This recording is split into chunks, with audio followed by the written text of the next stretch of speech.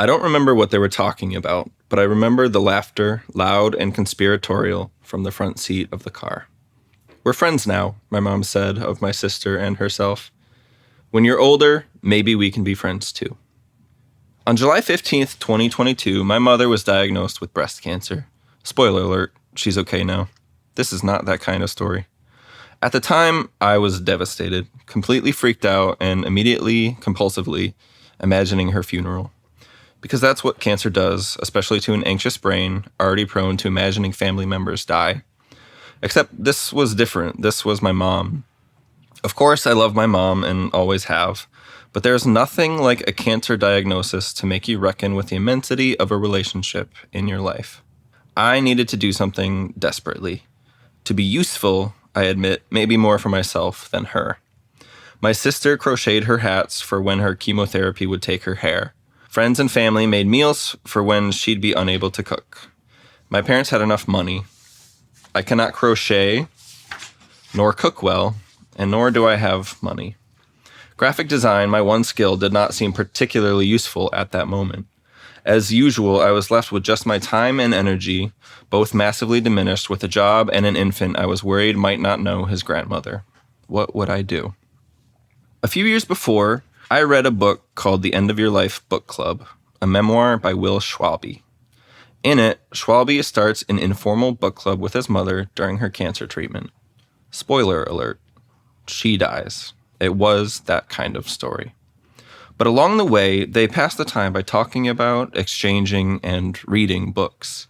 It's a beautiful story and a testament to the power of books to bring comfort, beauty, and connection to lives that are inherently and painfully short. In another of Schwalbe's books, Books for Living, he writes, "I've come to believe that the greatest gift you can give people is the time to talk with them about a book you've shared. A book is a great gift. The gift of your interest and attention is even greater." I couldn't agree more. One of the great joys of visiting my parents' house was and is seeing the books stacked next to my mom's chair at all times. At every family gathering, we chat a bit about them and what the two of us were reading. But it was always elevator pitch style, cut short by the need to prepare food or the demands of a nephew climbing on my back. We both read so completely at whim that we hardly ever talked about the same book, even when we'd lent the other person a copy. I thought it would be nice, and maybe helpful, to change that, and for once, read the same book at the same time. You see where this is going. Thanks to Schwalbe, I had the idea to start a book club with my mom, but I hesitated. If this book club was inspired by another mom with a cancer book club, one in which the mom dies from cancer, would I be cursing my mom to share the same fate? Or at least overly anticipating it? I'm not superstitious, but apparently when it comes to my mom, to quote Michael Scott, I'm a little stitious. I decided to push through. We started our book club that December, but I didn't tell her the inspiration for the idea. She'll find out when she reads this. Hi, Mom. Hell, I'm nervous about the karmic implications of admitting it in this newsletter, but ideas don't bring back cancer, and our book club is one of the best things in my life. "Damn, this list is righteous," my friend Matt said when I sent it to him. I love it. There are no rules. As long as the book is of interest in some way, we read it. We've both read books we probably never would have otherwise. My mom, bless her heart, suffered through a fascinating to me history of punctuation marks. I rarely or never read historical fiction or romance thrillers, but I loved every second knowing I'd talk about it with my mom. We agreed Verity wasn't very good.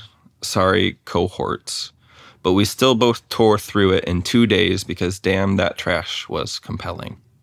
We discussed my mom's attraction to overcoming the odds memoirs, the sentences I underlined, metaphors in genre fiction, and inevitably death.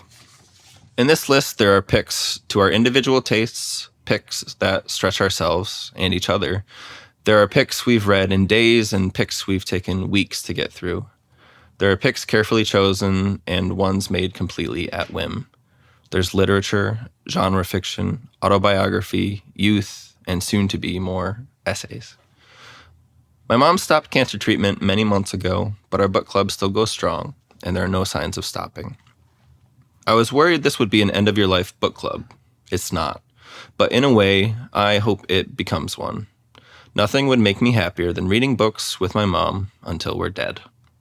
What started as a way to help my mom get through chemotherapy has become much, much more. You know there's tons of sex in her books, right? My sister said when my mom told her we were going to read Colleen Hoover. Are you sure you want to read that together? Yep, I said, a little smug, confident Mom and I could read and talk about anything. We can read it, I would have said if this were a novel, because we're friends now. I love you, Mom. Thanks for being my mom, my reading buddy, my friend. You're listening to Books on the Bed, where I travel through the country asking our hosts, if I came to your town and stayed at your house, what books would you put on my bed? Each host will share 6 books for me to carry with me on the journey of my life. And I'm here to share those books with you. As we go, we're building a digital library with every book put on every bed across the country. And who knows, maybe someday, the world. We are trying to share as many diverse stories as possible to part a curtain between us and bring us closer to each other. We hope these books and conversations make a meaningful difference in your life. Thank you for listening and being with us on this journey. Hell yeah. Nice. Good job. Thanks. So, obviously, the main reason I picked it is because I'm quoted, but also because it relates to at least one of the books that I'm getting you for a gift. Taking advantage of my discount to get you some good books. But yeah, man, that you joke that it had a corny line and that you're a better writer now, but I also think it was one of those first essays where it's like, this is why you should have done the Substack. Yeah. Yeah. And you know how I feel about your work. Yeah. And your hesitancy to share your own thoughts. Yeah. Despite you being a baller ass book designer and just thinker about books. Like, you know, I have very few friends that I want to hear about what they're reading or what they're watching or what they think about the Pistons, you know, but it's just like that one really hit me. Like the writing quality, be damned. Yeah. But it's still good. Yeah. You know, you're just very judgmental. I still like it. I just think, you know, corny references to pop culture, they're hit and miss. And yeah. I haven't read that in a little while, so it was, no, trust me. This is what I do. I bring people back to what they wrote when they forgot that they wrote it. But yeah, man, I just love that. And I love the idea. You know how I mean, because remember when I told you about Rachel Beanland reading all those books about death and the parent dying, and like that list was righteous too. Yeah. And so this was another one of those things where I'm like, what a special thing. Yeah. Well, I wrote that, I think 2 years ago. We're still doing our book club. And I think at the end of last year, we cracked 30 books total. I mean, see, that's why it's so cool. Yeah. Because when you have a good idea like that, you know it's good when you're doing it. Mm-hmm. So it's like, of course you're going to keep going. Yeah. Why would you sacrifice that sharing? Yeah. And that's the thing. It's like, that's why I do this. That's why you do that book club. And even book designing is like, it's all part of the same river, you know? We're all flowing in that direction of just like sharing books. And I just respect that idea so much. I would do the same if I were in that situation. Thanks. Because it's not even just about like, oh, how do you cope with death or suffering? It's how do you spend your time well and wisely with someone you love? Mm-hmm. And it forces connection. Yeah. You know, that you might not otherwise give that attention to someone, because we're all like that. Mm-hmm. We think time's infinite. And yeah, man, I love that. And I think I wanted people to know about what you're doing and that you're still going. Yeah. So. Yeah. No, anytime I tell anybody about it, they think I think most of the time they say it's cute, but they also love it. And and I think for people though that have been in that situation with a parent or a sibling or something, and you know, it hits even deeper for like, wow. Yeah. What a special thing. So I'm going to give you your gifts now, and I'll start with the one that has a similar kind of storyline within the larger story of spending time with your mother when she's sick, and at this point is like really even struggling to remember you know, and like how do you still spend time with someone and connect with them, and so you'll really love this one, but I'll get that one out first. Beautiful. I heard Ashley talking about the paper. So I was wondering what it was going to look like. Oh yeah, man. I'm an internationally renowned gift wrapper. It's the way I start every interview. Yeah. Because I need that validation. looks familiar. Literally just talked about it an hour ago. This is great. Yeah, man. And this is just Seasons like of a Shepherd. in your bag. So it's The Saltstones by Helen Wybrow, Seasons of a Shepherd's Life. This is just, first of all, it's a great winter read because it's, dealing with the seasons and like how you have to embrace in Vermont the deep winter. You have to know the right time to come out in the spring and do certain things. But it's like, this is the type of nonfiction that I think you'll just really connect with. I love it. And especially her relationship with her mother as she gets sick and the way books play a really prominent role in staying together. Her mother get sick with? Dementia. Okay. That touches on another thing that I'm worried about, that I think a lot about. My grandpa had Alzheimer's. My dad used to make jokes about it. Now I make jokes about it. And that's why I'm so obsessed with notebooks too, is like, I'm worried about my mind, his mind, and relationships that we'll all have with people. I remember when there's sometimes you talk with someone in these interviews. This was for Story Made when I interviewed Elaine McMillan Sheldon, the documentary filmmaker in West Virginia. And we spent a significant portion of that interview on death and memory. Yeah.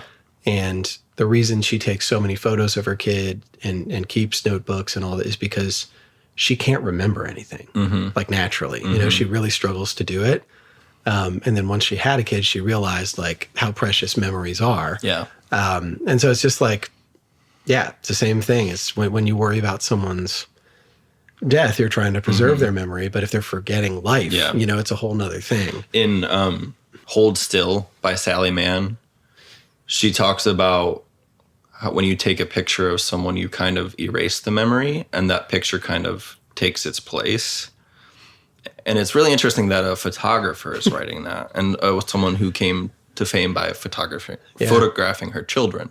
But when I read that, it's like, well, what if your memories are struggling in the first place? And like, I think a photograph or a written account is better than nothing.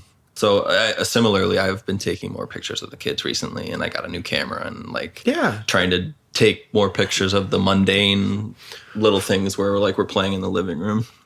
I mean, think about why photographs are so important. I mean, George Masa, the Japanese photographer that helped create the national park, was because of his photographs. Yeah. So sometimes it's preserving a memory. Sometimes it's helping people even see something like for what it is and needs to be. It's like, this needs to be protected. Yeah. That's why those devices exist. Yeah. And that's why writing in notebooks exists. Yeah. And, there's a million books that came from notes, whether they ended up being narrative or, essays or whatever. But yeah, this one is just, it's 25 years of a shepherd's life. That's great. Helen is incredible. And in true books on the bed style, I got to give Nilu Tabrizi credit because she was at the Miami Book Fair with Helen because they were both longlisted for National Book Award. And then Nilu texted me, hey, you got to read this. I did immediately. And then I hit up Helen and she's like, yeah, come up to the farm in Vermont. And so I'll be going later this year. So it's fun when those things feel natural to do, but I just know you're going to love everything about this book. It's so funny. I was just going to say, with a cover design by Mary Austin Speaker, who does most of the covers for Milkweed. Yep. And it's a Milkweed book. I didn't even realize it was a Milkweed book. Yep. Well, and that will be a theme. A theme. For a couple of reasons. That's great. So here's the next one. Okay. And just before I give it to you, we've already talked about this one too. We've actually already talked about all of these in some way. And one I might have even given you before. I don't remember. This one I have not. Another nonfiction book that is just up your alley of someone taking a relatively mundane concept and exploring it to death to the fucking max of how it could be explored. And it's weird and it's beautiful and it's vulnerable and it's weird. Cool. So I like weird. Yeah, it's all sorts of the strange obsessions you get as a person and then just turning it into a story because you see the connections between your weird thoughts. Yeah. Yeah, you texted me about this the other day and I was actually looking at buying a copy. I didn't. So I'm glad I didn't. I texted you because I didn't want to get it in case I had already sent it. Speaking of covers, this is by Derek. Oh my God, the Norton guy. My mentor and a guy who's hired me a couple of times to do book covers. So yeah. It all comes back to book covers for me. It all connects, man. Because I also know that's a great cover. So it's incredible. Yeah. No, Derek is fantastic. And that's a staff pick at City Lights, American Bulk by Emily Mester. Yeah, this is the one I said I was scared to read because I think it might be looking in a mirror a little bit. It will be, dude.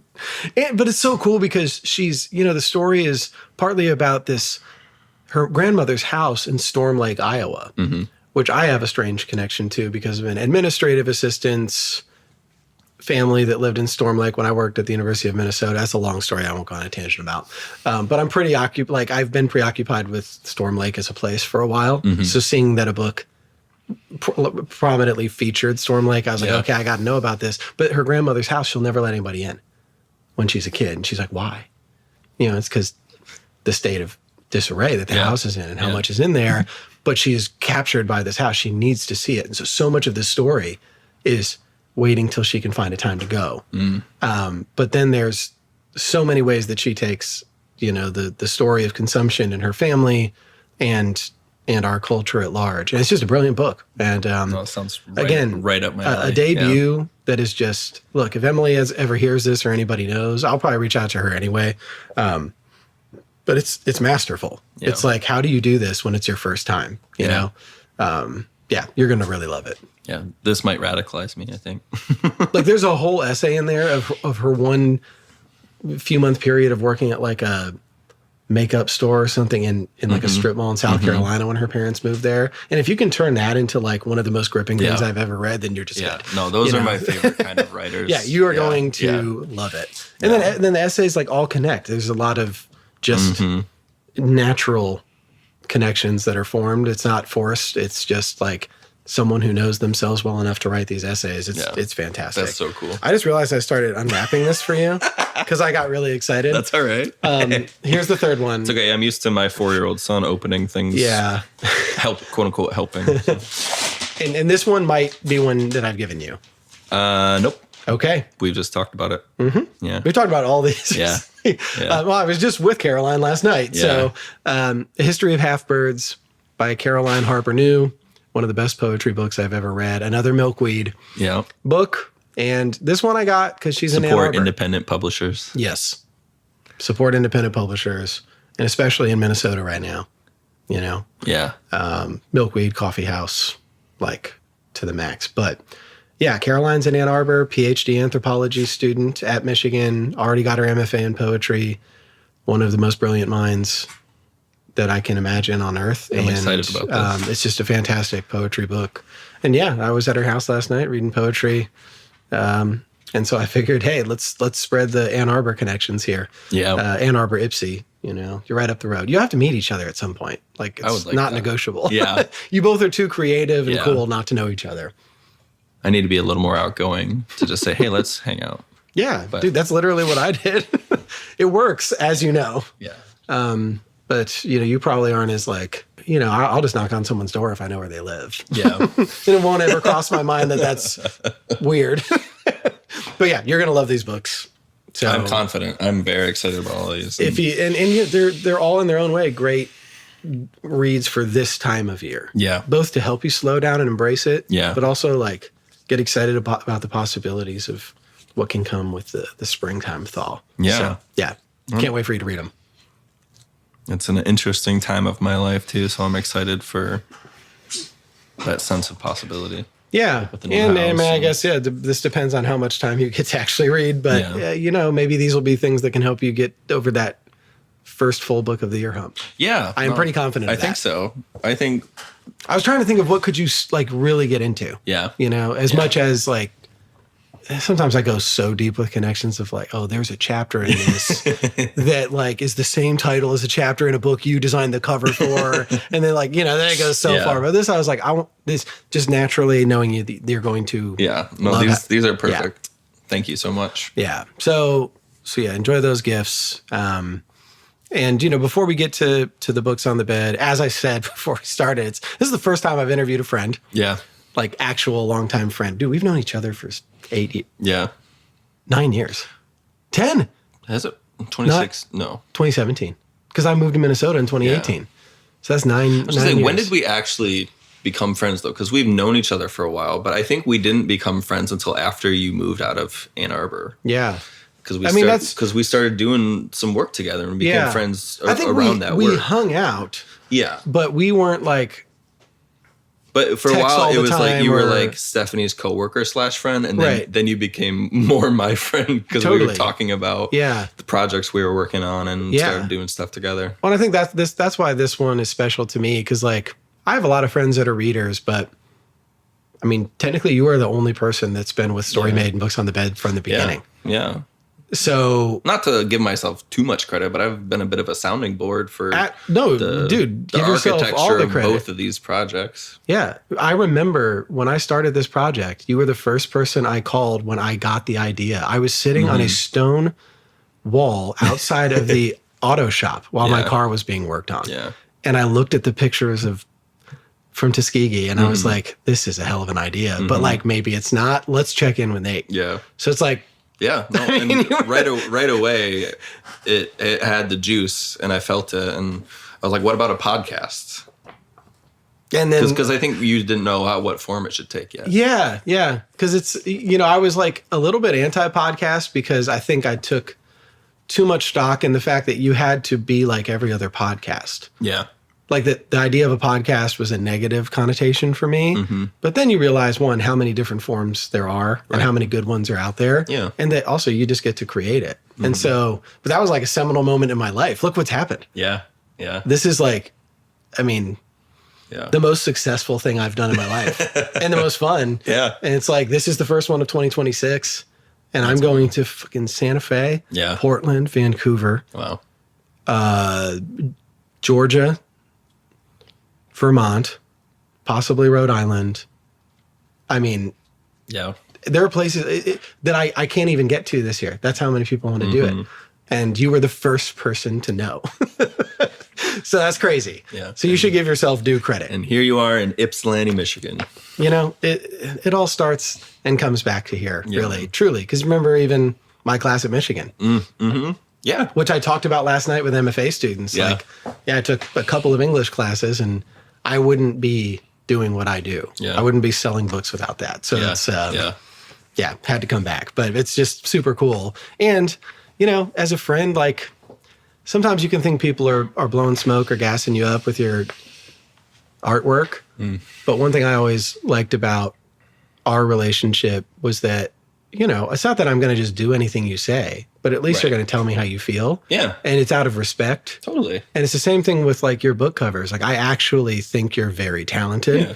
It's not like I'm supporting this like kid hobby. I'm like, dude, I want to see you on like as many bestseller covers as possible. Yeah. I tell every single person that works for a publishing company about you. Yeah. Every chance I get. Because I think, there are people that make book covers and then there are people that make excellent book covers, and you're in the latter. So it's like, don't we want more book covers? Then hire Nate, So that's kind of like one of my life's missions.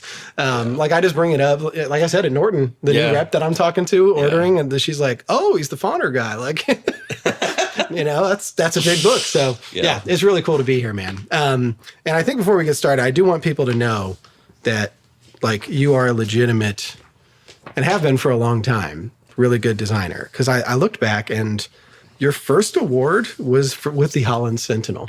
Yeah. Entitled to Fairness. Yep. Do you want to see it? Do you want to see it? Do you have it? Yeah. See that? I'm like, I got to take a picture of it too. Which drawer? This is my little archive. Bro, this is incredible. Yeah. So it was a series. Here's the newspaper archive. This is so... Oh, God. Okay, I got to take a picture of this. All right. So, it's a 4-part...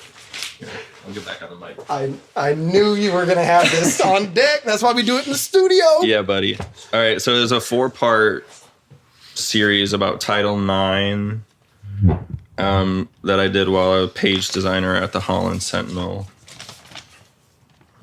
Oh my gosh. And because this award was for the best page design, right? Yeah. And to caveat that a little bit, it was like for the size of the paper and that specific. It was like for Michigan only for. Yeah. Didn't they have divisions? Yeah. Like sports? Yeah, it's like sports division. So I don't know. I don't know what the sport equivalent is, but it's not like a national award or anything. But it was well received, and it was a big thing because there was. It's a huge thing. That was during the first Trump administration with Betsy DeVos here on the cover. So we did a whole big series, and there's inside. Oh, I got to show you the inside too. Heck yeah. And here's the thing, I do not remember talking about this ever. I don't think we have. But I looked up Nate Morrison Awards newspaper. Man, you're crazy. You know that? Yes, I do. You're fucking insane. I am. I'm the craziest person I know. Maybe I just saved the covers, but there were interior spreads too with a bunch of like timelines and graphics and stuff like that. Yeah, I mean it's a big project, you know. Yeah, and an important one. And this is also like, and well, for context, this was my first job out of college. I was 23 when I did this. It's a little quaint now in hindsight. Yeah, but let's repeat, award winning at 23. Yeah. So he'd been doing this. Yeah. And it's just like, also, you know, this interview, like a lot of other ones I do, is also to just like constantly remind people, one, the free press and local press is important. Yeah. And two, libraries, obviously. Yeah. Because of your work now. And that's the second thing I was going to bring up is let's see, how many years, what year was that? This was 2017. So 6 years later, in your current job, you were a shortlist finalist for the Alice Award. Oh, yeah. For your Cinema Ann Arbor book. Right.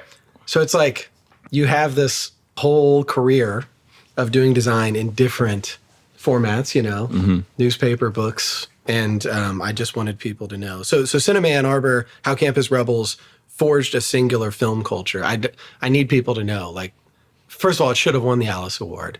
I don't know the judges, so I can just say you were wrong for it not winning. It's, you know, I gave that to Meredith McCarroll in Maine because I was like, she loves film, and it's just a cool book, and it's a great design. And like, I even remember reading an interview with who put the book together. Sorry, I'm blanking on his name. From Michigan. Oh, Frank Yulee? Yeah. And, you know, just how complimentary he was. Like, I think he had lower expectations for... He did. Yeah, well... So I was like, don't doubt Nate, man. For context, this was published... So my day job is at the Ann Arbor District Library, and at the Ann Arbor District Library, we have a small publishing imprint called Fifth Avenue Press. And Frank approached us.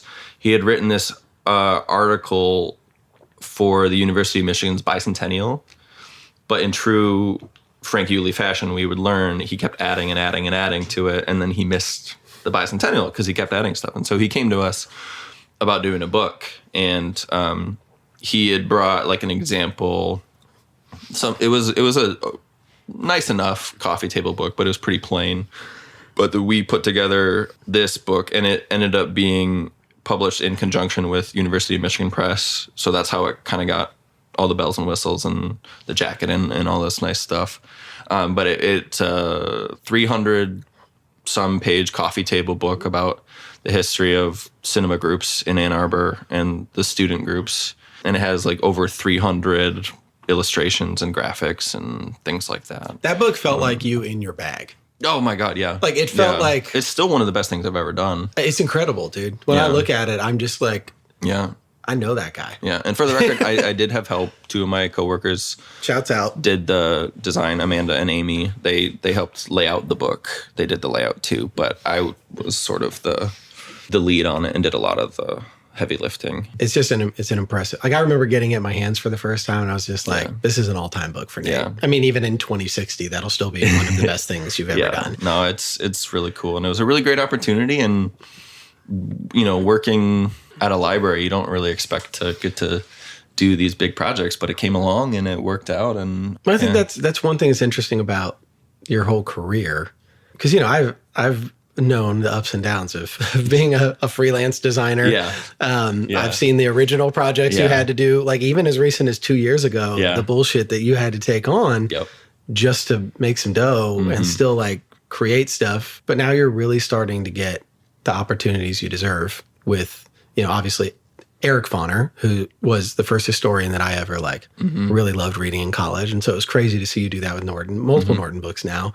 But I think one of the reasons you bring such a unique perspective to Books on the Bed is you're the first designer that I've interviewed, Now granted, maybe not the last. I can hook you up with yeah, something. it could be really cool to start almost every year at least doing one. Yeah. If not a couple, if it works out in the travels. And we might have to look at my map and see if there's anybody around where I'm going. But I think it's cool it's always been cool to hear you articulate the value of a good book designer. Because a lot of people know a good book cover when they see it. Yeah. But coming from your mind, you're in the weeds. Yeah. And you know everything. It's no, you don't just slap this together in Canva or Word Art or anything. Or even if it's not good, I can think about why it exists and who chose what and what voices influenced it to get to this final product. And so I think that's what's great about your Substack. Thanks. Is you're giving people a window into the mind of a designer and a really good one. And you're not, dude, I read the article from Central Michigan about I don't hate you Comics Sans. Yeah. And but you've always been a fair interpreter or judge, analyst of book covers. It's not like you just say, oh, everything I think sucks, it sucks. Everything I think is good. Or you're always really looking at it from an angle that I wouldn't even think about. But I think on that note, I'd like for you to share why you fell in love with designing, especially for books, and the value you think it gives to a book, and why it really matters to have a good designer, and in the way that people might not consider. Yeah. And I think this goes hand in hand with your newsletter, which everybody should subscribe to. I'll link to it. But yeah, just talk about your passion for that particularly, and why you think that role is vital for the publishing industry. Well, it started with being a reader. I think 99% of book designers. I fell into it when I found this. I almost included it today, but I didn't. This book called Cover by Peter Mendelsohn. He's a book designer. And I was in college, and it sounds dumb to say this, but that was kind of when I realized that was a job, even though I was already studying graphic design. I was like, oh, wait, you can do this? That's really amazing. I don't know. I could talk about it forever because it's this mix of art and commerce in a way that a lot of graphic design and packaging isn't, in a way, because a lot of it is more commerce. And there's plenty of that in book design, but there's this mix, and you're representing something, you're translating something. And I just think it's the coolest job in the world because I love books and I love thinking about what it means. And then I get to have an impact on how that is then perceived out in the world. And it's not always easy, and it's not all the ideas land. And there are many times too many cooks in the kitchen, or people with bad taste in positions of power to make decisions. But, I wouldn't change a thing. I love it because I love books, and I love holding my work in my hands. That's got to be the coolest feeling. Yeah, most clients, when they're actual publishers, and even some self-pub people that I've worked with, they'll send me copies, and getting that in the mail, it's like Christmas every time. Yeah. Because, I love buying books, and so getting books in the mail in general is sweet, but then it not only did I get a book in the mail, it's free, and I designed it. So it's just look at we're in your studio, and there's tons of books that you designed that I remember you sending me the first drafts of what you were thinking for them. Yeah, and I send Matt a lot of sketches and ideas, and just to get his initial response. Because similar to what you were saying about me, it's I know you'll give me your honest feedback, and it just so happens that most of the time you say this is fire. Well, yeah, and because I think of it as a bookseller too. Yeah, I wouldn't say it's not the primary thing I look at when I'm putting books on my staff picks or ordering books for front lists from publishers, but I do think about the presentation of the book, and you've changed the way I look at it. Yeah. And that's so great. I love to hear that. There could be a time where I decide to outward face certain books that are new because I know the attractiveness. Yeah. of the cover. Yeah. And that it actually does speak to the book, you know? Because I think that's the thing is you're not just randomly designing a cover. Yeah. You have to think about the content of the book. And like, that's really, you know, it's a hard thing to do. Well, and I don't take it lightly. I think it's a big responsibility because of how much I love books. And we'll see when I pull one of my books out. But to me, book covers both matter and they don't at the same time. And I try to keep that in my mind because I think what I do is important, but also it's not the most important thing. And so there have been some unused covers that I get really excited about because of the idea behind it. It's my favorite part is settling on an idea that works and that is cool and is clever. I probably try to be clever too much, but it's not always right for the book. And I think you have to be able to recognize that and remember what the goal is. And like Paul Bacon was a book designer. He said something about how he's not the star of the show. Like he has to get the hell out of the way sometimes. You know, like the author spent 2 years writing this thing. Like you got to get the hell out of the way. Yeah. So it's this weird mix of, and this is true of graphic design in general, of mattering, but to an extent. Yeah. The way I look at it is like, in some ways, you're helping a thing that's already been created to, you know, make it feel complete. Right. And also you want to honor something that someone put so much work into. Right. And help them get it out in the world. Yeah. You know, and so. And then other times you're polishing turds. Yeah. Yeah. Yeah. I was trying to be polite so we didn't like have people catching strays everywhere. And we won't name names. No, we won't. But it's true. Like you, and I think of it a lot like, you know, my friend who's an actor in Silva talks about like, I'm not George Clooney. Right. I have to take some bullshit acting jobs. Yeah. So that I can do Deadwood. Yeah. I don't own a tequila company. Yeah. So that I can do Rectify and things that like literally speak to my soul. Yeah. And so I just respect that you've been able to, I mean, and I've only known part of the bullshit that you did for like some of those indie or well, self-published or all, you know, that but you've always known the bigger picture. Yeah. So you can handle that because you know that eventually you're going to get ones that speak to your soul and you're like, this was made for me. You know what I mean? Yeah. So it's like, you really have to just appreciate those because you're not always going to get like the perfect project for you or one that you're really excited about. But it's fun when you do get those because you can just tell it's like, it's like yes, I did all this bullshit and now I'm getting these like incredible. Yeah. I mean, because are we allowed to talk about the Princeton one?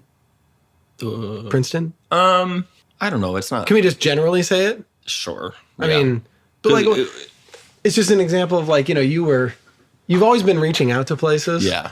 And then now things are starting to come as opportunities. Yeah. And it's a perseverance that is like a very lonely job. There are some seeds that were planted a few years ago coming to fruition. And like, just sticking with it, man. Yeah. And I remember times you text me like, like you're never going to get any of these because you email someone, you never hear back, but it's like, it's been a weird path. It's been a little non-traditional just because I'm here in Michigan and that was always part of the plan. And I never wanted to move to New York City and get a low level job and work my way up. And so figuring out a way to weasel my way into this industry from the Midwest, it's been there's been a lot of curves and stuff.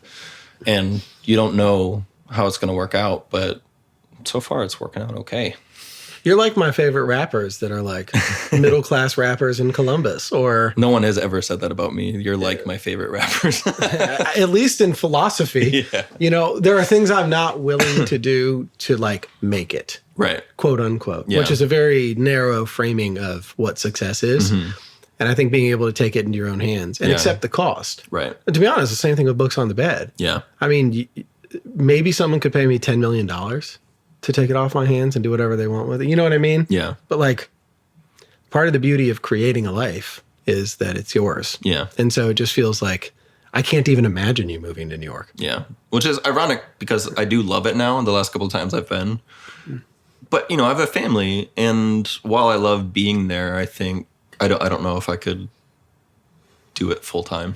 And I don't know if this has come up on your design Substack, which is like, I mean, popular publication, you know, there's a lot of people that really appreciate it. Yeah. And I love reading comments from folks, and then even just like questions they ask, or people that are doing the same thing and appreciate the perspective. But I think having you live here and, you know, maybe drawing out, you know, you give people a different model. Yeah. For what they could do as a designer. Yeah. And I don't know if that's been something that people have communicated at all about their own design practice, or just like, you know, I think it, even if they don't say it, it probably gives people confidence to say like, okay, I can still do this. It just might look different than what I thought the path would be. I've talked to one group of students about that, and I'm going to talk to another one next month at Central, actually. Hey, the alma mater. Yeah. Because I think, you know, it's valuable to explain the weird ways these things happen, and how much of it has been about relationships in addition to good work, but not necessarily networking in the way that I imagined it would be growing up. It's, you know, it is networking, but it's, you know, it's similar to what you do with books on the bed. It's relationships, and you just vibe with people, and then that leads to stuff. And so it's just an authentic representation of like how you interact with people. It's not for the sake of itself. Yeah. The beauty of seeing success come slower is that, you know, like the thing, now you get to say no to a lot of things you probably would have said yes to 100%. 2 years ago. Yeah. But you're not saying yes to things you don't want to say yes. So it's not like you traded bad stuff for other stuff you don't. Yeah. That's why you wait. That's why you have patience. That's why you try to build authentic relationships. Yeah. And then people take notice and reach out to you. Mm-hmm. And like I said, I got 2 interviews from Penguin. Yeah. From a publicist who, of course, left. That's how it goes. I sent one of the interviews to her, and her email didn't work. Sierra, if you're listening, hit me up if you know any other authors. But like, those were 2 of the biggest people I've interviewed. And I didn't even know how she found me. And it's the same thing with designing. So it's like, you know, at any rate, it's been cool to see you build your own life and design practice in a way that feels good for you, and not quit because it got really hard at times. Yeah. You know, you didn't panic and like, and that's just because you're really committed to it. And so like, truly do. I share your stuff with I got an everybody. email this morning responding to the last newsletter I wrote, and it is apropos of nothing in the newsletter, I feel like, but they were like, this press that they are the director for is an imprint of this other press. You can email me at their email address. So I haven't emailed them yet, but I'm like, okay, cool. Like, see let's work together. It's like, let's go. Yeah. You know, and then you get more opportunities to express your own creativity. Yeah. Because different presses have different priorities. Yep. So it's, you know, I joke that you're going to be like the Norton history guy. I mean, I kind of am. And that's a good thing. Yeah. But it's like, then you're going to get all of these other opportunities. Yeah. And so it's like never going to be stagnant at all. Yeah, hopefully And not. that's kind of the dream, you know? Yeah, as long as they keep making books. We won't go. We'll be out of a job. So it's literally my livelihood. Yeah. Please don't say that right now. Not in this America. This book hating.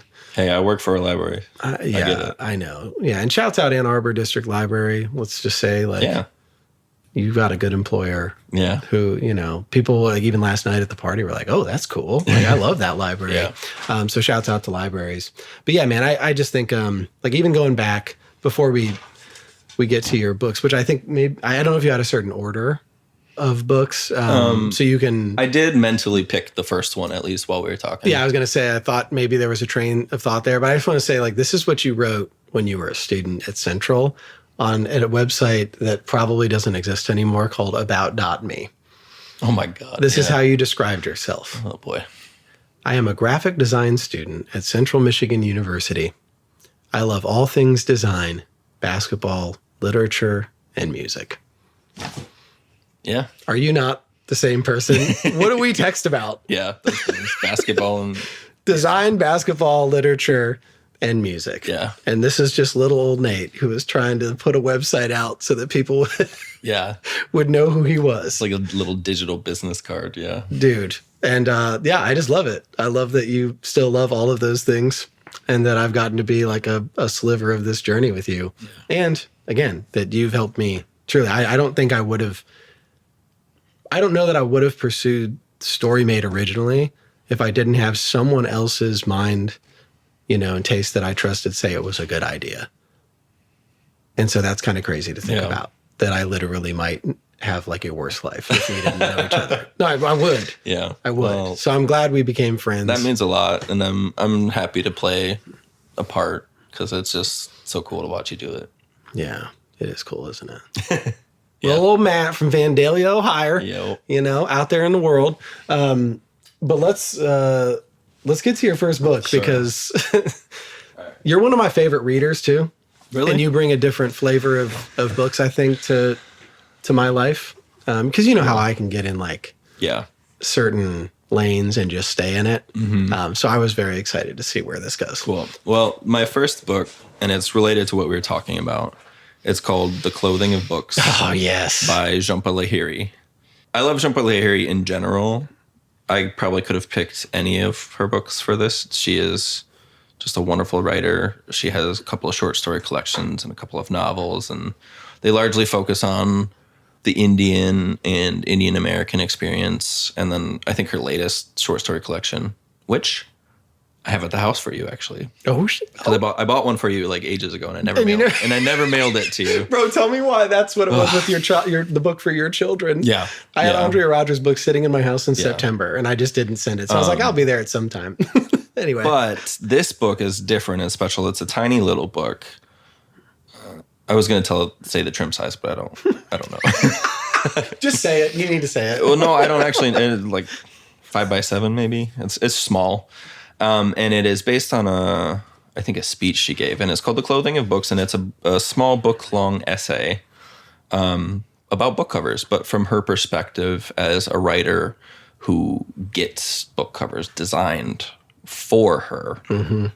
This book has kind of informed how I approach book covers, maybe more than most design books even. Just because it's from the writer perspective, and it's a wonderful writer, and it's somebody that I love. So it's almost like, even though Lahiri has no idea who I am, like I want to do her proud when I make a book cover in a way. And this is where I kind of get the idea that book covers both matter and don't. This is a big thing that she talks about in this. Because you did I wrote another newsletter. Yeah, which is really good. Yeah. She talks about a good cover is flattering. I feel myself listened to, understood. A bad cover is like an enemy. I find it hateful.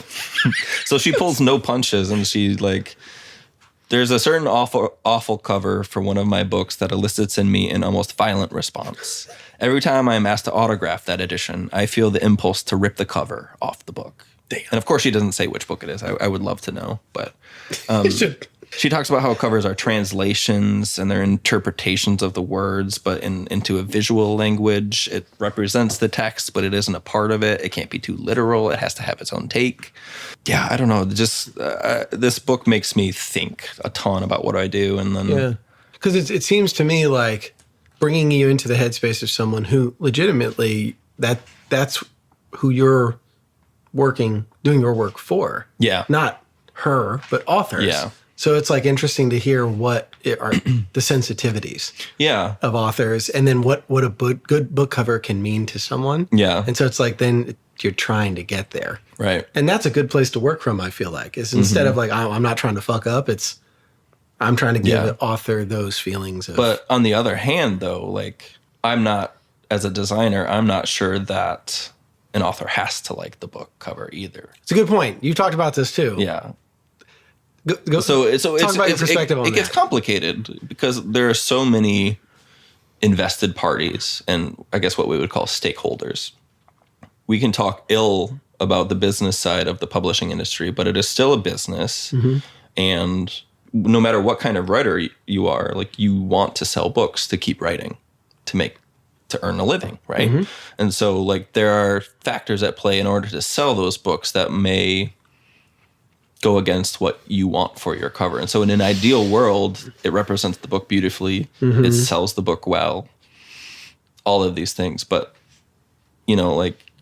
there are a bunch of different competing priorities, and they're not always. Well, and sometimes authors don't have good taste in covers, so you just need to call a spade a spade. It's like your idea would be bad. Knowing what I know about Lahiri, which is not like much, but just from reading her and a lot of her nonfiction too, like I think she would have good taste. Yeah. But just because you know how to write a book doesn't mean you know how to sell a book. Yeah. No, and that's what I was getting back to with like that mix of art and commerce is like, I'd never want to make a cover that is just about selling. I'm always trying to pick the right things to represent the book. But sometimes when it's a coin flip between the two, you kind of have to come down on the thing that might drive sales a little bit. Yeah. Well, and you know my general struggle with commerce and art. Yeah. But that's something I do understand as a bookseller because, you know, you need to, if you think the book is good, then you want people to buy it. Yeah. And it's not like you will do anything, like abandon all values to get a book sold, but right. But there are ways that you can, other people can help you get your book sold. You know what I mean? Yeah. Like I even think sometimes would I describe a book that I'm selling in a way that the author likes? Like what if my interpretation gets the job done? Yeah. But they would be like, I would never say that. Yeah. I don't know. Maybe that's a dumb thing to think. And it's not like it changes how I sell a book because my thing is to get them recognition and money, you know, give people. But I'm like, damn, what if they were like, yeah, that's not at all what I said. Yeah. Yeah. Say something else. But luckily they don't come and like observe me sell their book. So, you know, I'm getting you that check. Anyway. I was looking for one particular quote from the book. The cover is superficial, negligible, irrelevant with respect to the book. The cover is an essential, vital component of the book. One must accept the fact that both of these sentences are true. So in my newsletter, I compared that to Schrodinger's book cover. The ironic thing is if a book does well, whether or not it's in part because of that cover, and if it's around long enough because it sold well, chances are it's going to get a new book cover. Yeah. So like if you can just take off your jacket and put on a new one, how important is it? But then it got you there in the first place. And so like, and then there are covers like Catch-22 that are so iconic that I cannot imagine any other cover on that book feels wrong to me when it's not the Paul Bacon one from. I knew that was going to come up. Of course, you know, I have my talking points. What I love about this book is that it's philosophical, it's thoughtful, but it doesn't ultimately like prescribe any answers about book jackets. And that's kind of how I want to approach not just the design that I do, but the way that I think and write about them too, is that like, this is important, but only in a certain way. And it's also not that important. Yeah. You know, it's a lot of things at once. Okay. Yeah. Which feels like, I mean, this is a great first book because this represents a lot of your philosophy. Absolutely. As a thinker. Yeah. That also goes into your design, you know? And the great thing is it's 74 pages, so you can read it in one sitting. And that's a good, you know, the interesting thing with books on the bed is some people take it so literally of like, what would be like to carry in this guy's bag? Yeah. And I love when people think in terms like that. And so it is also like a accessible book that you could just whip out anywhere and bring with you. And so it's this makes a lot of sense. I actually didn't even think about this one being on the stack, but knowing when I read it came down between this and what I mentioned earlier, Cover by Peter Mendelsohn. I was like, I'm not going to do too many book cover books, but I was like, because those two are pretty seminal for me doing this work in the first place, and then how I do the work and think about the work. Yeah. So it was kind of a toss up, but this one, I don't know. I love it. That's a perfect start. What's up next? All right. Let me think. No. You're not allowed to think. You just do. I'll do this one. Yeah. Oh, we definitely have to. And I almost didn't include this one too because it is another thing that I harp on over and over and over again. But I figured if I only ever do one podcast about books in my lifetime and I don't bring this book up, I'll regret it. So, yeah, you will. Book number 2 is Fahrenheit 451 by Ray Bradbury. So tell us the significance of this one for you. Like a lot of people, I read this in high school. It was fine. It didn't hit. It was just a book I read in high school. I don't know why or when I decided to reread it. I think it was maybe the summer after I finished high school. I was being a pretentious little 17 or 18-year-old, and then I'm going to read the classics. So I read some things like Dracula and some of these things that I missed. But then I came back to Fahrenheit for some reason. I don't fully know why. But the second time around, when I was just a little bit older and I didn't have to read it for class, it was on my own. It just hit a lot harder. And I couldn't even tell you how or why, but I just kind of became obsessed. And there's one quote in particular that I became obsessed with. But then in college, I did, I don't know, 3 or 4 different design projects that had to do with the book and the quote. And you can see one right over there, Matt, actually. Yeah. And you wrote an article of the same title. Yeah. So my favorite quote perhaps in all of literature is the books are to remind us what asses and fools we are. And there's a poster on the wall over there. Mm-hmm. I have it tattooed on my body. Did you know that? I didn't know that. Yeah. Oh my God. Yeah. All right. We're going to strip here a little bit. Yeah. See, this is why we don't have cameras. You never know when the clothes are going to fly off. Holy shit. I got this in 2015.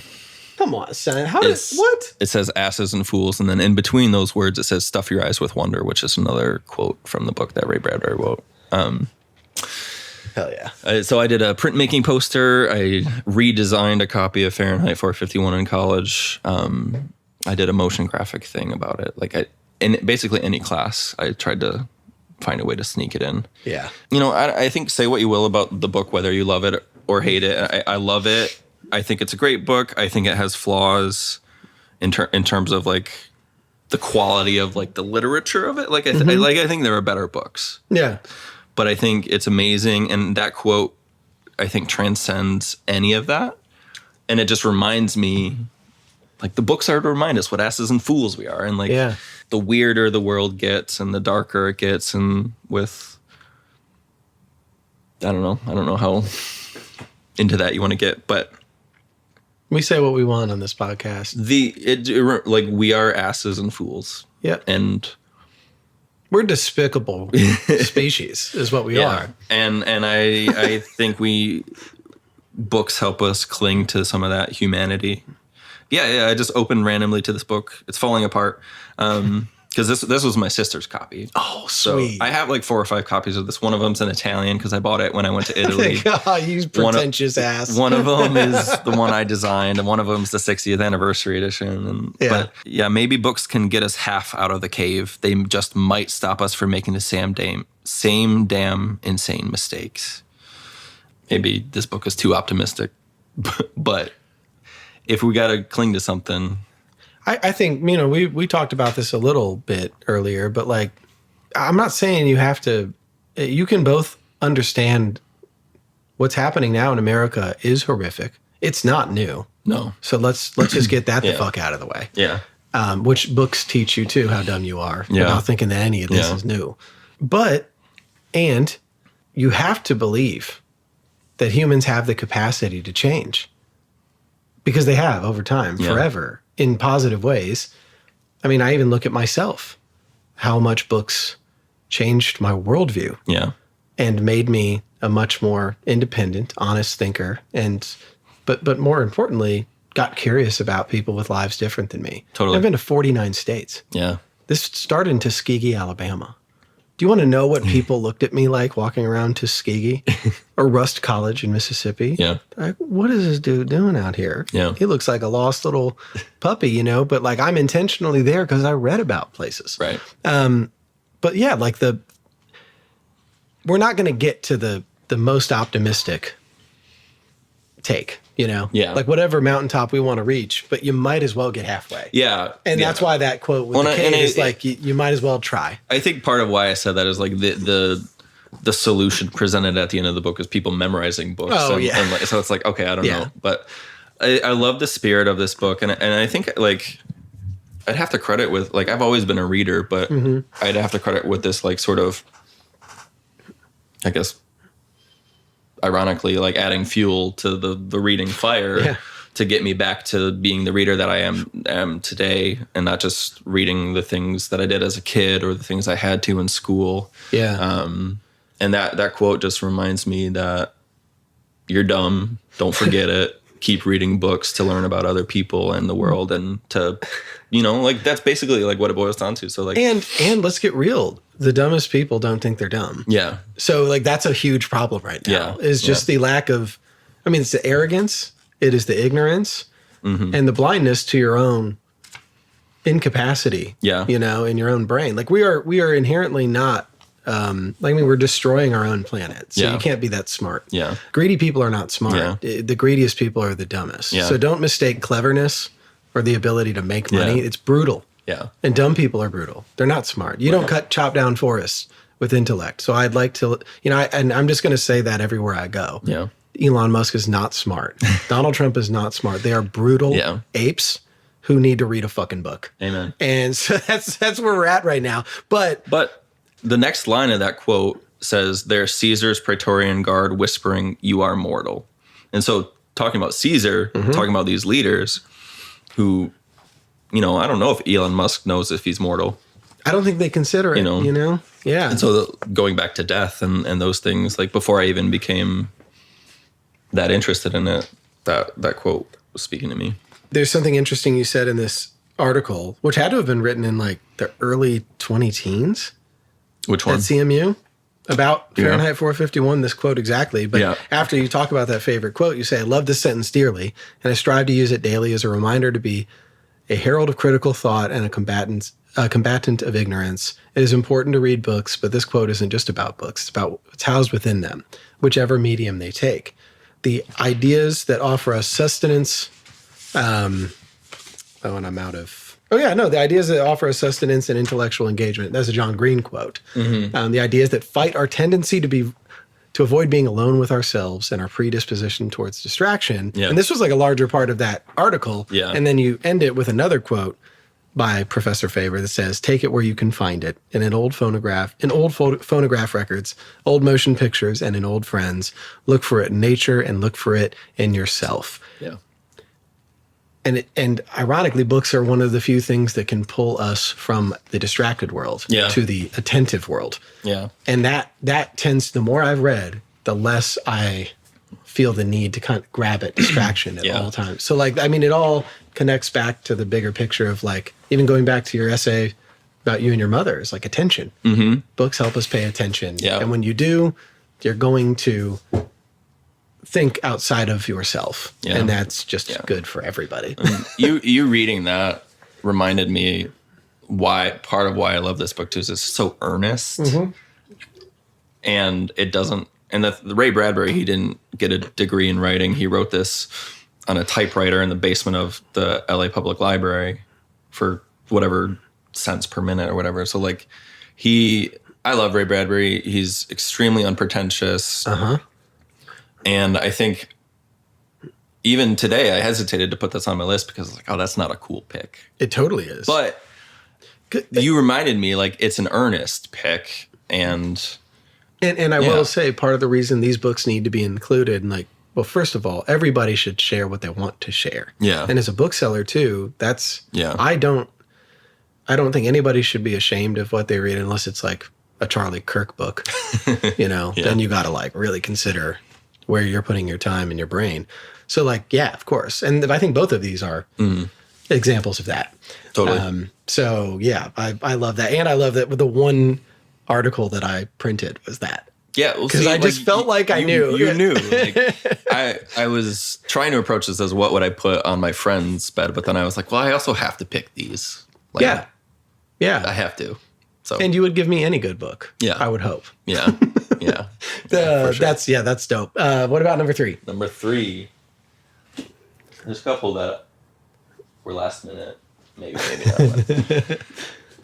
A Man Called Uwe by Frederick Bachman. Have you read this? I have only seen the movie, but not the Tom Hanks one. The Swedish one? Yeah. Good. Which is way better. It's excellent. Like, how the fuck does Tom Hanks play that? I still haven't seen that. You need to watch the original. And I honestly picked this one because it's you. I love this book. I've read it a couple of times, but it is a curmudgeon at the center of it. And I think both of us have a tendency to sometimes be curmudgeonly. So you think? Yeah. But it is a curmudgeon at the heart of this like heartwarming story about community. And I think community is so important for you while also you bristle against aspects of it. Mm-hmm. And I don't know. I love Bachman's writing. He's Swedish, and I love Nordic and like Swedish writers. So and I don't know if it's them or the translators or both, but there's this rhythm and lyricism to their writing that I have a hard time pinning down but it's just the way it flows. It's wonderful.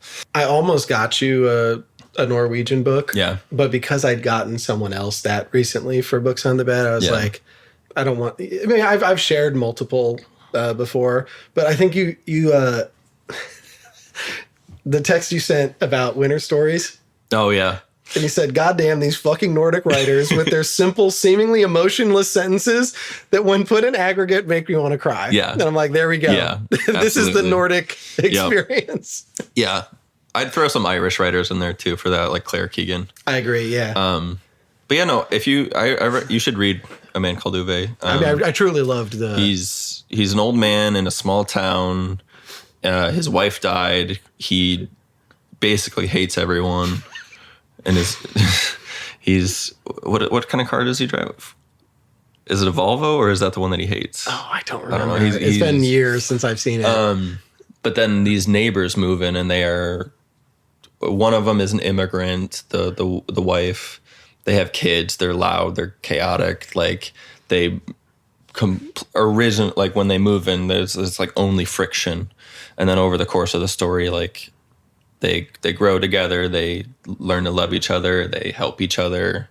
And so the way I'm saying it kind of sounds kind of kumbaya, but no, it felt like a very natural, like as natural as it can be, like a melting a cold heart type of book. And it's funny too. That's the thing about Frederick Bachman. He's funny. He's a really too. funny guy. Just in hearing him speak. Yeah. It's like an experience that you should. I wish that I could see him at like a reading, because I would I love that. Yeah. And I think melting a cold heart is a good thing because it's also, I mean, when people come into the bookstore and have a certain disposition, look, do I think there are a bunch of assholes that come in? Absolutely. Do I pretend to know why they're assholes? Absolutely not. Yeah. And so I try to remember that. And sometimes within 10 minutes, you can change. You start to realize someone came in just like really cold. And then whatever happened, like you found something that clicked with them. Yeah. And so someone could come in seeming like they wanted to burn down your bookstore. Yeah. And then they might leave feeling like they have a friend there. Yep. And that's really important to me. Yeah. I'm not perfect at it. Yeah. Sometimes I'm the asshole actually, because I'm just like, why are you being, so I'm going to be double the asshole. And that never works. Yeah. But it's just considering that, and even over time, like I think these stories are important in community. Like, you're not necessarily going to have all friends that have the same interests or personalities, and relationships take time to develop and might even come from at first like conflict. Yeah. But just to be patient with people and realize that like you could be, I think my whole thing with Books on the Bed is, as you know, like you can be friends with anybody. Yeah. And you can never have enough friends. You spend enough time with them, you find the right topic. But building community actually takes attention and time. Yeah. To know people. Yeah. And to, allow them to feel comfortable and safe with you. And that reminds me, I got to watch that again because I remember like being an absolute wreck. I love that movie so much. And when I watched it the first time, I was like, oh my God. And the actors are great. Yeah. So. It might be to the point now where I think like, it's that thing where when I read this, the movie characters are in my head. Yeah. But it really doesn't bother me because I love the movie so much. Yeah. It's one that does definitely, I feels like honored the book. Yeah. In it's terms funny. of its quality. This reminds me, I didn't even make this connection until just now. When I was in college, Stephanie and my friend Josh, he was also an RA. He decided he wanted to be my friend. Oh, and I was okay with that, but I was like a freshman or sophomore, and like I was telling you earlier, my son Charlie is like a cat. I am also like a cat. And so I was like, why do you want to be my friend? I found out later that suspect. he, referring to his other friends about me that I had never met, he would my name to other people was new friend Nate. Oh my gosh. He was like, I want to be this guy's friend. One of those. Yeah. Which I love Josh dearly, and it worked out. But I was like, what? And so later, after we had become good friends, I met one of those friends that he was telling me about. He's like, oh, you're new friend Nate. And I was like, Josh, you telling all these strangers about this guy, me. And so I felt like Uwe in that situation, and Josh is like the neighbors who were like bursting into his life. Yeah, But similar to the story, to my benefit, even though I was resistant to it, I just talked to him on the phone the other day. We talked about our kids. It's something. Look, you got to give people a chance. Yeah. I'm not saying they're going to meet that chance with something positive. Yeah. Like you might give someone a chance and they ruin it. But that's the whole point of being a human, is you can't just predetermine that someone who has, and I think this is just a larger conversation about, living in the world is really hard. And especially for some people that have certain experiences. Like why I spend a lot of time alone might be different than yours or anybody else's. Right. And it doesn't mean, I joke like I hate people, and I really do, man. Like some people I would curse with 1,000 suns into obliteration, as we said with the basketball player that I had to avoid.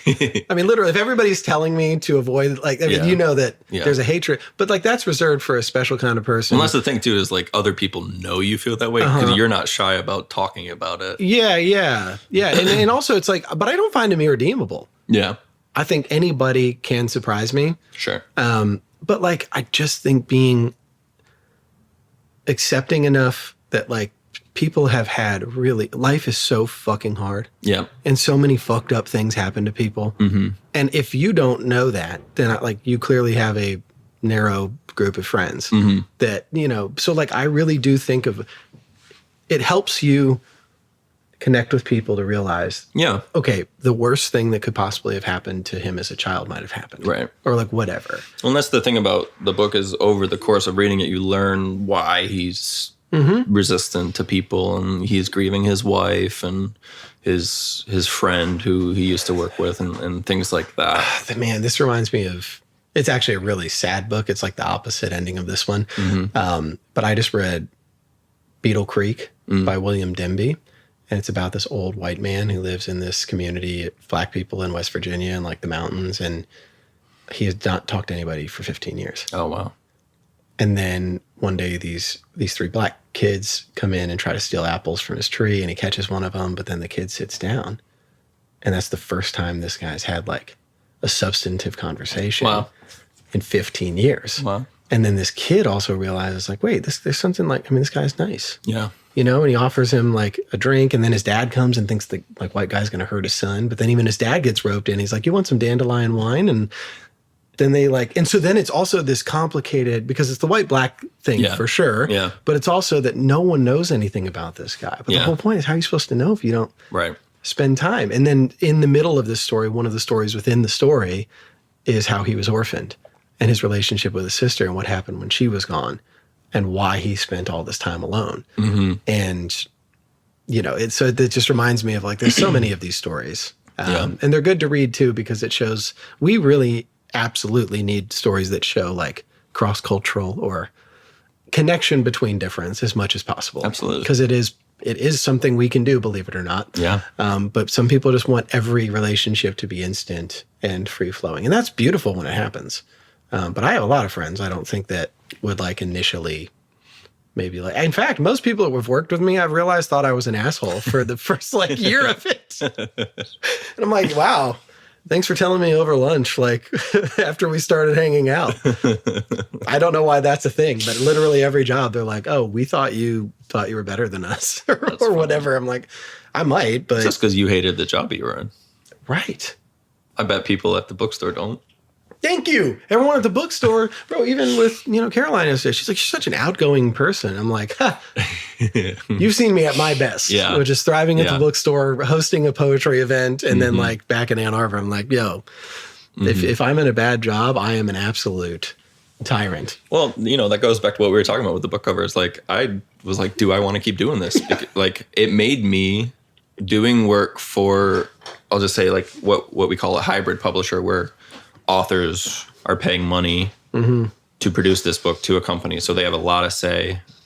I ended up designing a lot of stuff that was bad and about topics I don't care about and just sort of drained my soul. Like, I became angry. We have curmudgeonly tendencies for reasons. Right, yeah. But it's rooted in this, like, hope for better. Yep. I think that, like... Exactly.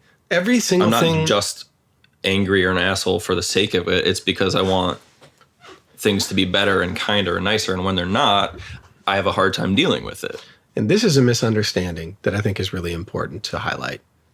Because, like, even the people that work with me at the bookstore know there are certain things principally that just, like, drive me nuts and make me really angry.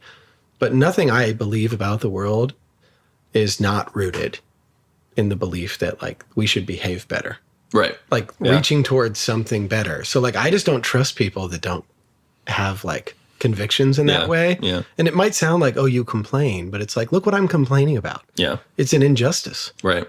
Or some sort of mistreatment or like a philosophy that like harms the world. Because if you have too many people that believe that, right? So like truly, I think that part of being a curmudgeon is also some people completely withdraw because they think the world's irredeemable. But I think having a healthy amount being of a curmudgeon, but still being of the world and in the world. And I think the fact that we keep coming back to the things that we love and like trying to make the world better or art better is like, that's the other side of that. Yeah. It's like, I cannot accept this. You're right. But I can be part of the good stuff. Yeah. So that's a good book. And I do need to read it. So. Yeah. I wholly recommend it. I think you'll like it. It's quick. You could read it in a pretty short time too. Yeah. I am a genius. So everything goes really quickly. That's great. What about number 4? Well, first, or is there something else you wanted to say about? Well, while you were talking, a little tangent, another little connection. You mentioned Dandelion Wine. I almost picked Dandelion Wine by Ray Bradbury. No way. But I picked Fahrenheit instead. That's funny. Because that's another very special book to me. Yeah, and I just read Beetle Creek too. Did you? In fact, I was about to receive it. Like we got it out of the box, and then I was scanning it, and I looked at Joey, Ashley Bryant Phillips' husband, who works with me, and he reads incredible books. Like he's like 9 for 9 for recommendations, and I was like, "This seems like something you've read. Have you heard of this?" And he's like, "Oh yeah, I picked that up years ago, and it's incredible. And like That's really, cool. It's a classic. Yeah. It's an American classic that just no one's read, at least to me. I've never heard anybody say it. Yeah. And yeah, so I just like got it before it even went on the shelf, and I went home and read it in 2 days over the weekend. That's cool. And I'll never forget that moment of just like, Dandelion Wine, that's like stuck in my head. It's just like, there's little points of connection. Yeah. It's just an offering. Yeah. It's like saying, do you want some warm cookies or something? Right. You know? It's just, you gotta get someone on the porch to sit with you. I don't drink anymore, but if somebody offered me Dandelion Wine, I would take it. Yeah. Just because. This is a great thing to offer somebody. Yeah. I haven't drank, I had a little bit of alcohol when I was like 22. Yeah. And then but 33 years of my life. And still, there's something about that particular situation where I'd be like, you know what, I'll sacrifice my principles. Yeah. Let's do it. Well, I almost picked that book because there's one passage in it relating to death and grief, but I picked a different one instead. Well, I mean, we could not go through this without lots of death. So. Yeah. Ooh. Have you heard of this book? Have I told you about this? I don't think we've talked about this. This is The Dark Interval, Letters on Loss, Grief, and Transformation by Rainer Maria Rilke. Rilke was a poet. He is probably most famous for a book called Letters to a Young Poet. Mm-hmm. But this book is really special. I came upon it on accident. I was searching for something else in my library's catalog, and this came up. I was like, ooh, what's that? And I read it. And I read it in a time where this was, I think it was like 2018 this came out, and this was the year that my sister, not the sister in that story, but my other sister, she spent literally half of the year inside of a hospital. Three different hospitals between Spokane and Detroit. And I did not know if she was going to live or die. She's still alive, thankfully. Still sick and at home with my parents, but as well as she can be, all things considered. But that year, spending literally half of it inside the hospital, I was confronted with the possibility of somebody I love and close to dying for the first time, and someone who, by all accounts, is too young to die. She's 7 years older than me, so in 2018, she would have been 30. So younger than I am now. Shit. And that was a time in my life where I had just moved to Ann Arbor, so I was paid for a little bit at the library. I quit that job, and then I went out to Spokane to like sit with her in the hospital, basically to be my family representative, because she was having trouble breathing and so could not talk very well. And so like we needed like family there to interface with the doctors and to make sure things were happening and stuff. So I did what I always do when something crazy happens. Like when my mom got cancer, I bought 10 books about cancer and like memoirs and all that stuff. And so like when Rachel was sick, I was like, oh my God, she might die. I am terrified of this. I've never had to confront this. So I was looking at books about death, and it kind of started an obsession to thinking about death and talking to other people about death and making it a part of life. And so this book I came across accidentally, and it's letters from Rilke to people in his life, and they're just about grief and loss and stuff. And it's been a few years since I read this, so I had to like pick through it this morning. But it's funny because almost every letter, he starts with, sorry, it's taken so long to get back to you. Yeah. It's so relatable. in his like really like nice poetic way. But he's like, this came up and I lost this. And so it was just like so funny that it like, even then the sort of archetype of this like artist who's struggling to get back to people. He's like, oh, sorry, this is late. And I will say it's a slim book, and I'd say maybe like 40% of it didn't really hit for me, but the 60% that did really did, and it transformed the ways that I was starting to think about death, and I think if I were to pick like an overarching, it's a collection of letters, so he didn't set out to write this, but if there was like an overarching thesis to this book, it is turning towards your grief and your pain and like investigating it and looking at it and being with it and having that inform your life and make your life better or more meaningful. That's good guidance. With it. Kind of, I guess I would liken it to like using shit to grow flowers kind of in a way. And it's not like everything happens for a reason type of stuff, but it's just like, you know, use this and like identify what it means to you and things like that. I think with my sister being sick and me being afraid for her to die, it helped me not turn away from that and to not be okay with that possibility, but to accept it in a way, whether or not it was going to happen, and find a little bit of peace in it. Because he's writing to his friends, and so in a way it's kind of like a friend, really kind, really empathetic, really thoughtful way. Talk to these people about what it means in a not really a religious way, which I found good too. It was like not, they're in a better place. It was this really tangible, really down to earth, kind way to think about death, and to not, and it really drove home the idea that death is a part of life. And you can't escape that. And that's not a bad thing. Yeah. I love that. Cool. So, okay, this is number 5. Number 5. This is Letters of Note, an eclectic collection of correspondence deserving of a wider audience. And it's a big coffee table book with a bunch of scans of handwritten letters and typed letters. And it has all sorts of creative people. But there's one in particular that really stuck with me. And it's from Sol LeWitt to Eva Hess. And Eva Hess is a sculptor, and she's having a lot of doubt in her work. And Sol LeWitt is a more established artist, and he writes this letter to her, and it's really encouraging. And then it's called Do, and every once in a while he punctuates it with these like giant drawings of Do. And let me find one. Dear Ava, it will be almost a month since you wrote to me, and you have possibly forgotten your state of mind. I doubt it, though. You seem the same as always, and being you, hate every minute of it. Don't. Learn to say fuck you to the world once in a while. You have every right to. Just stop thinking, worrying, looking over your shoulder, wondering, doubting, fearing, hurting, hoping for some easy way out, struggling, grasping, confusing, itching, scratching, mumbling, bumbling, grumbling, humbling, stumbling, numbling, rambling, gambling, tumbling, scumbling, scrambling, hitching, hatching, bitching, moaning, groaning, honing, boning, horse shitting, hair splitting, nitpicking, Piss trickling, nose sticking, ass gouging, eyeball poking, finger pointing, alleyway sneaking, long waiting, small stepping, evil eyeing, back scratching, searching, perching, besmirching, grinding away at yourself. Stop it and just do. And he goes on like that for a little bit more, but it is like so he punctuates it with these like giant letters do that he draws arrows to. And there's a live reading of this by Benedict Cumberbatch. It's so good. I remember you sent that to me. I was going to say, this is the one where I was like, shit, that was electric. If you want the full thing, I recommend that. I won't read the whole thing here, but... Yeah, and I think this is a good... I found a lot of value in this one. I had a lot of doubt in my creative work. When you read something that's screaming at you like that. Yeah, it literally, like, okay. But it's aggressive, but from a warm place.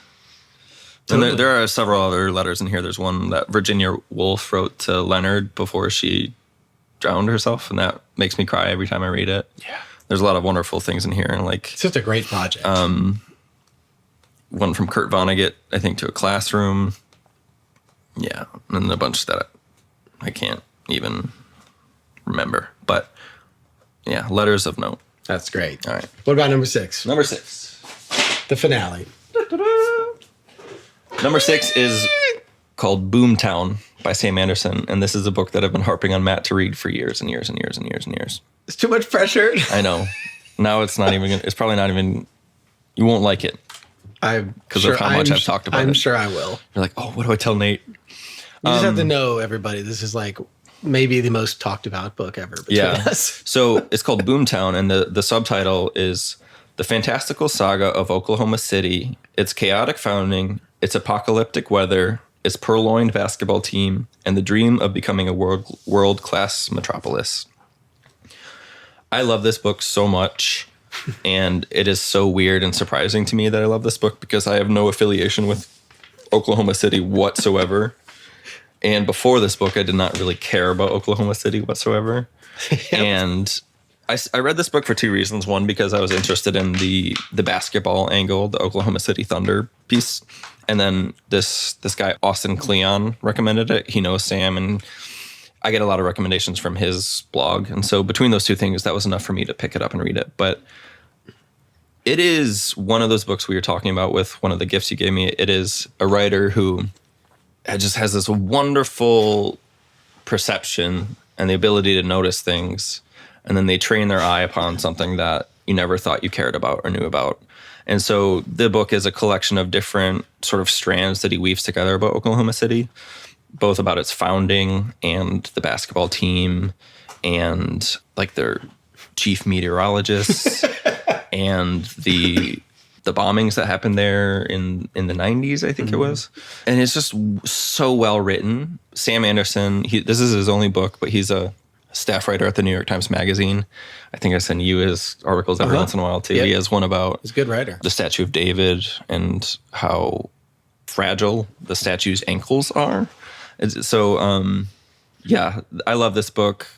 It is just fantastic. And it also, I mean, this book to me is representative of what it means to care about a place. Like for me, it's not like I'm in places for, a year all the time. Sometimes it's a day, sometimes it's 3. But I really always live by Eudora Welty's story as a kid of like going through the country and not taking the interstates and what happens when you slow down to 20 miles an hour to where you can smell the smells from the bakery, hear the church bells, you can reach out and like touch this place, and you can do that through reading. Yeah. You can drop yourself into a place, kind of like Julian Davis says, I'm in England, I want to go to Alabama today. Yeah. You don't need to move there next, you know, but you can learn about a place just by saying, hey, I don't know much about it. Yeah. But this seems like an interesting way to enter it and learn about it. And now you have this like weird relationship with the city that you haven't. Yeah. I need to visit. I know. I need to visit. You need to make that real. But I think that's the value of these books. Yeah. Is you can visit a place, you can stop for a minute and say, hey, let me think about people that I've never thought about. And before. I don't know how a native Oklahoman would feel about this book, but as an outsider and as the writer being an outsider, I think like sometimes there's value to that, training your eye. You have to be careful because we have a lot of examples of outsiders writing histories of places that are misrepresentative, but I think you pick up on things that maybe if you see it every day, you don't notice. And so I want to read just a little bit from it. When does a city begin? In most cases, we have no idea. We are forced to invent origin stories. Wolves raising twins, eagles carrying snakes. The volcano god belches, civilization. We want the birth of a city to make sense, to be grand. We want it to lend its citizens meaning. But the reality is almost always far less dramatic. Cities creep into existence like algae. Lewis Mumford, the city is a fact in nature, like a cave, a run of mackerel, or an ant heap. It's silly to talk about beginnings. No one is standing there firing a starting gun. There is no primordial boom. It happens in slow motion over generations by accident. Travelers stop by a river to rest. They have babies. They attract and seduce enemies. They trade with rivals. They congregate. And then 1 century, there are enough of them. The babies of the babies of the babies of the babies of the babies of the babies of the babies to call citizens. Celts and Romans and Anglo-Saxons and Normans cross a muddy river until after a few millennia they congeal into London. Cavemen and Genghis Khan simmer into Beijing. The details are almost entirely lost to us. Later we can do the science, potsherds, clamshells, bone spoons, inscriptions on ruined temples. And if we're lucky, we can pinpoint a century or a decade or even a year in which the city began. But we'll never know what most cities were like during their very first hour, minute, second. It doesn't even really make sense to ask. Cities are not microwave popcorn. Unless you are talking, as we are, about Oklahoma City. Oklahoma City is microwave popcorn. It was born all at once. It has a birthday, April 22nd, 1889, noon. Precisely at that moment, history flipped a switch. Before, there was a prairie. After, there was a city. All right. I mean, I think that that pushed me to the brink. Does that sell you on it? Oh, yeah. That is good. Yeah. That shit's good. Yeah. Well, and then he talks about there's this land run where it's literally a starting gun and people go claim land. Come on. They sit down and they claim this land, and it literally came into existence in one afternoon. Yeah, I've been missing out. Yeah. Oh my God. And you love basketball, so there's this through line of how the Thunder came to the city from Seattle, and Kevin Durant's superstardom and the interactions with him and James Harden and Russell Westbrook and Sam Presti and all that stuff. Yeah, so dude, I'm in. This is exactly my kind of book. So I came into it caring about a few things, and I came away from it like, oh wow, there's all this amazing history here, and this town that wants to be bigger than what people think it is. Damn, dude. That's shit. I got to read that immediately. I knew I just had to read part of that for you. I know. I mean, you think I would have dove into it briefly just to see if it clicked, but that is, and this is what I love that happens. Is there's so many books I read just because of that, and that's all I need is just one paragraph. Well, I love that is it's a big paragraph. Yeah. And it goes and goes and goes and goes really to drive that last point home. Oh, that's good writing. Yeah. Dude. I love Sam Anderson. Man. Well, I guess the best thing to put about this is, damn, this stack is righteous. This is exactly how I thought this would be for you. Yeah. And it's a good mix. Yeah, we might got to get the designers series going, because I think this is a fun way to do it from not a writer. Yeah. And I do think it's a different experience. Yeah. So, yeah, dude, you're breaking the barriers. Cool. Oh, shit.